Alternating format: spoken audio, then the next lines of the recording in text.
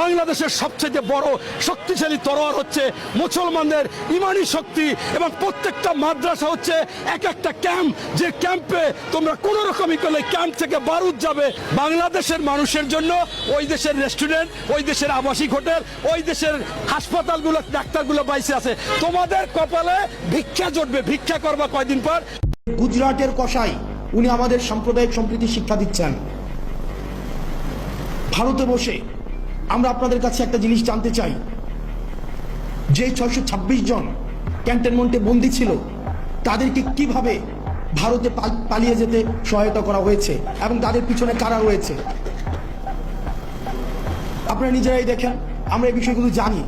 এই বিষয়গুলো 5ই আগস্ট পূর্ববর্তী পুরো সময়টা আমরা এই ঘটনার একদম সাথে আমাদের সরাসরি সম্পৃক্ততা ছিল। মিড রেঞ্জের যে অফিসারগুলো ছিল এবং সৈনিকরা ছিল, কোর্ট মার্শালকে সামনে রেখে জেনারেলের বিরুদ্ধে গিয়ে তারা হচ্ছে ছাত্র জনতার পক্ষে রাস্তায় নেমে এসেছিল। আমরা তাদের প্রতি আমাদের দায়বদ্ধতা অনুভব করি। ইউনিফর্ম পরা যে অফিসাররা রয়েছে, যে সৈনিকরা রয়েছে, আমরা আপনাদের প্রতি দায়বদ্ধতা অনুভব করি।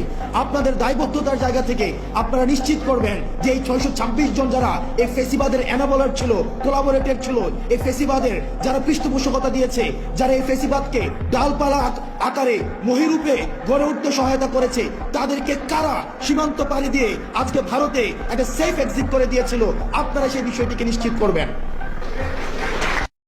আবার দেখেন, আগে বলছিলাম না ওয়াজের স্টেজে উঠে আওয়ামী লীগের মতো বেদ্যবি করতো বিএনপি, আজকেও দেখেন কেমন বেদ্যবি করছে ওয়াজের স্টেজে। আচ্ছা, আমি বিএনপির নাম নিয়ে কোনো কথা বলেছি?